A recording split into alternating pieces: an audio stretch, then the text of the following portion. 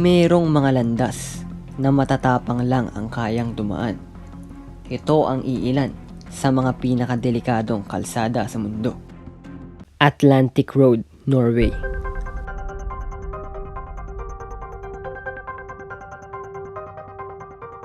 Tumatakbo ang kalsadang ito sa isang grupo ng mga isla.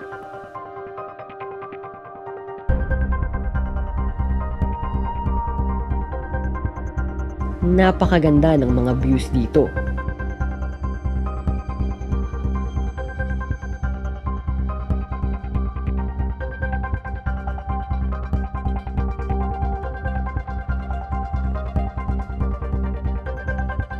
Ngunit merong bahagi ng kalsada na napakadelikado.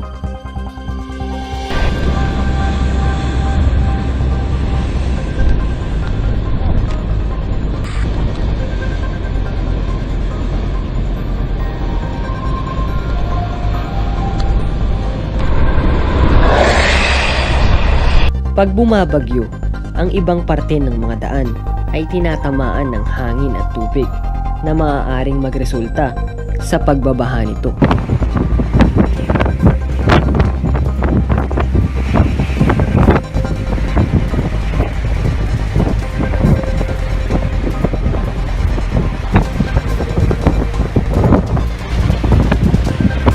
Golyang Tunnel, China. Ginawa ang tunnel na ito sa gilid ng at patagos sa bundok.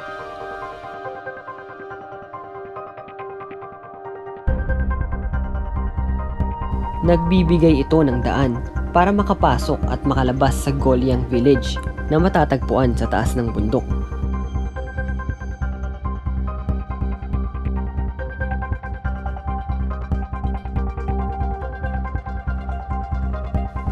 Bago gawin ng tunnel, pwede lang ma-access ang bayan sa pamamagitan ng isang daan na nakaukit sa mountainside. Bagamat popular na ang lugar sa mga turista, wala pa ring mga barriers at street lamps ang tunnel.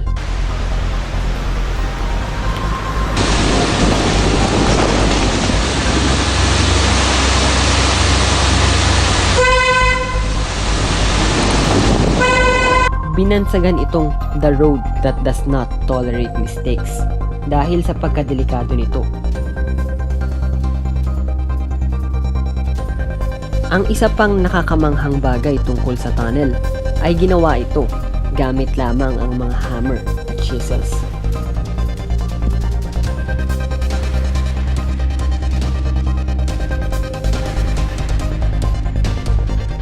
Kabul, Jalalabad Road, Afghanistan.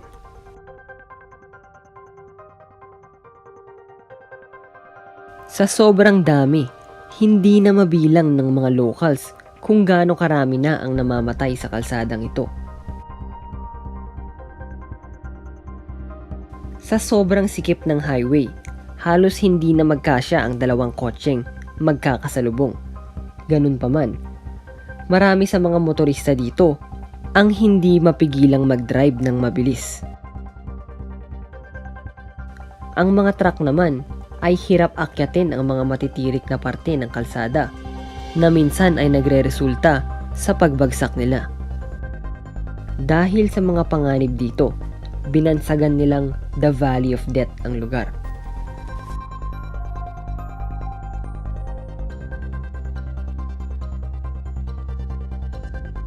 Skipper's Canyon Road, New Zealand.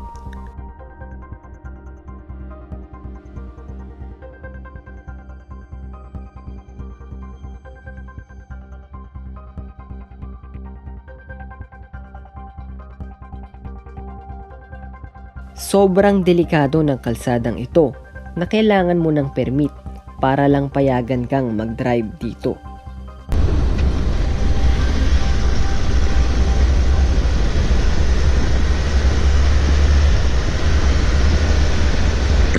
Hindi tutuparin ang rental car insurance pag nalaman nilang nag-drive ka dito. Sa sobrang sikip ng kalsada, mahihirapan ka pag may nakasalubong kang ibang sasakyan. Wala rin itong guardrails, kaya isang pagkakamali lang dire-diretso ka nang malalaglag pababa. Sa sobrang lambot ng bato sa kalsada, napakabilis nitong maging alikabok pag nadadaanan, at pag umulan, mabilis naman itong nagiging putik. Ginawa ng mga miner ang kalsada noong 19th century at ngayon ay isa na itong tourist attraction sa New Zealand.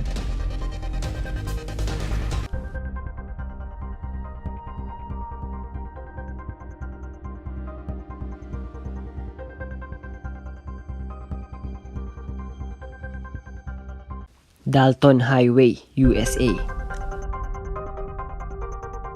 Matatagpuan ang kalsadang ito sa Alaska, na ayon sa marami ay ang pinakamalamig na lugar sa North America.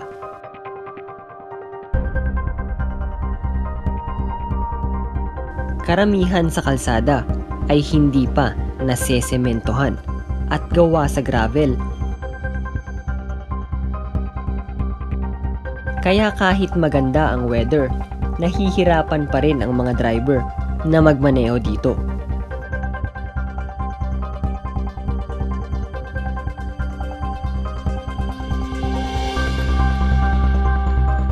Sa winter naman, nagyeyelo ang kalsada.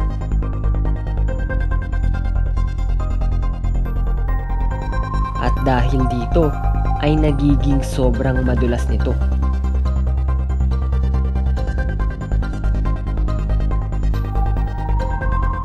At dumadagdag pa sa panganib na ang kapaligiran nito ay madalas mag-avalanche. Go right behind you. I gotta move over here. I'm clear over the other lane. Kung sakaling may madisgrasya dito, mahihirapan makakuha ng tulong dahil walang ospital, gas station, restaurant o hotel sa isang parte nito na 240 miles ang haba. Passage du Goy, France.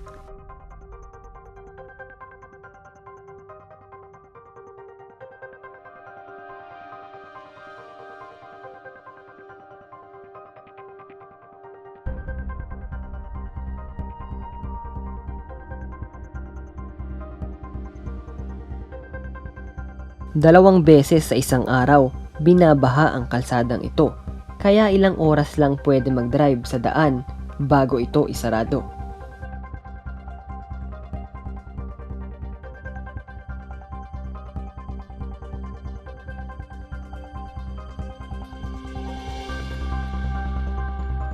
Kadalasang nakalubog sa 4 to 13 feet ng tubig ang passage.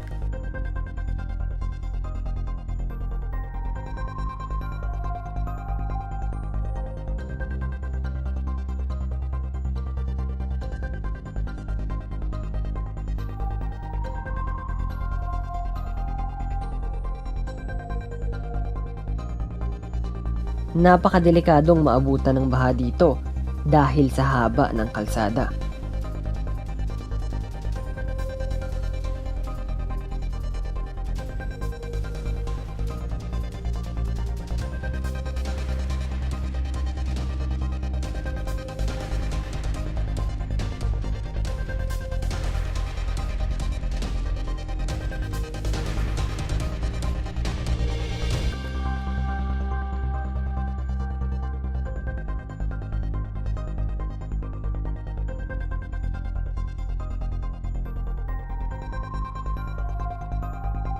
May sukat itong 4.5 kilometers, kaya kung sakaling magsimulang bumaha habang nasa kalagitnaan ka ng kalsada, mahihirapan kang makarating sa dry land bago lumubog ang buong daanan sa tubig na abot dibdib.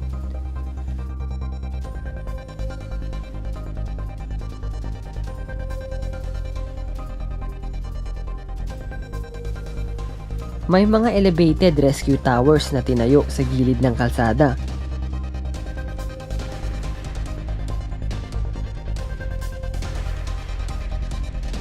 Kung sakaling may maabutan nga ng baha, pwedeng magstay dito ang mga mai-stranded, pero kadalasan ay inaanod ang kanilang kotse. Kaya naman, hindi nakapagtataka na binabalaan ng mga motorista na huwag gagamitin ng kalsada unless kailangan talaga. Bagamat mapanganib ang pagdaan sa passage na ito, marami pa ring matatapang na pumupunta dahil sa ganda ng isla na pinatutunguhan nito.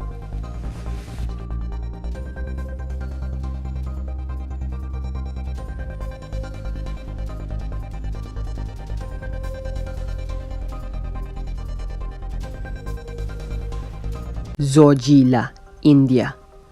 Ang ibig sabihin ng pangalan ng kalsadang ito ay Mountain Pass of Blizzards. Nakakalulang tumingin sa baba dahil 11,575 feet ang taas nito. Kadalasang nakasara ang kalsada sa winter dahil pag nag-i-snow, may nabubuong makakapal na pader ng yelo sa magkabilang gilid ng kalsada. Dagdag panganib rin sa kalsadang ito ang madalas nitong mga avalanche at landslide.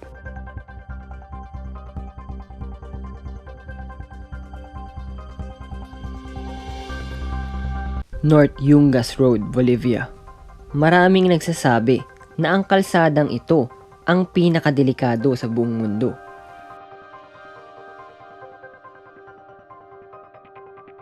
"12 feet lang ang lawak niya at nasa gilid pa ng Cordillera Oriental Mountain, isang bundok na madalas nababalot ng ulan at fog.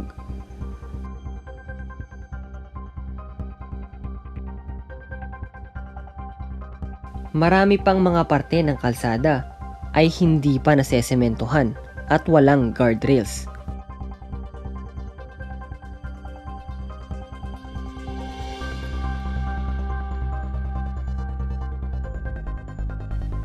Isang maling liko lang ay pwedeng malaglag ang mga dumadaan sa highway na ito.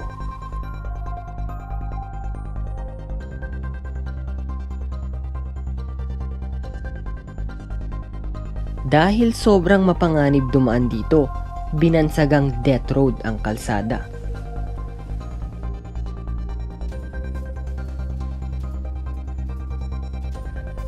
Stelvio Pass, Italy. Hindi gaanong mapanganib ang kalsadang ito, pero wag ka pa rin mapapanatag. Isa ito sa mga pinakamahirap na pagdriban na kalsada.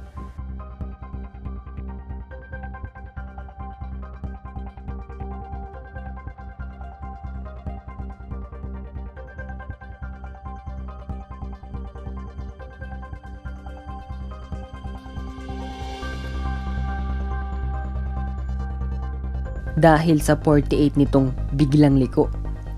Bagamat meron itong concrete barrier, nakakatakot pa rin dahil mababa lang ito.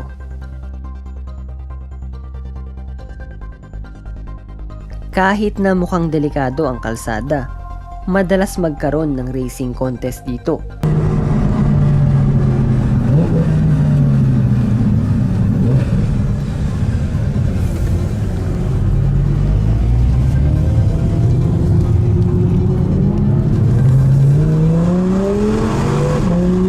Hindi lang ng kotse, kundi pati mga bike rin.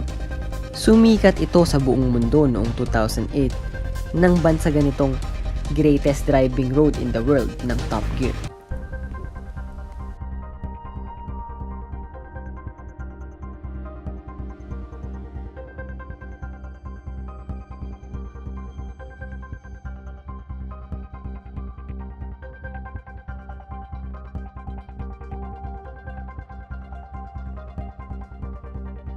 Route 550, USA.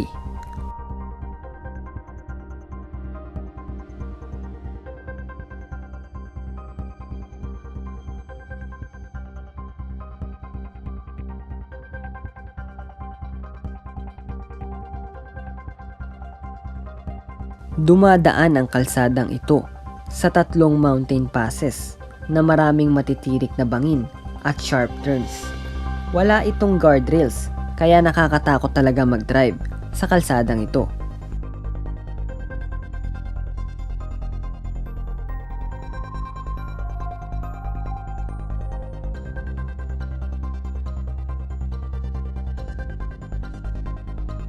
Ayon sa mga locals na nakatira dun, Binansagan daw na $1 million highway ang kalsada dahil meron daw isang traveler na nagsabing kailangan siyang bayaran ng $1 million para mag-drive ulit dito.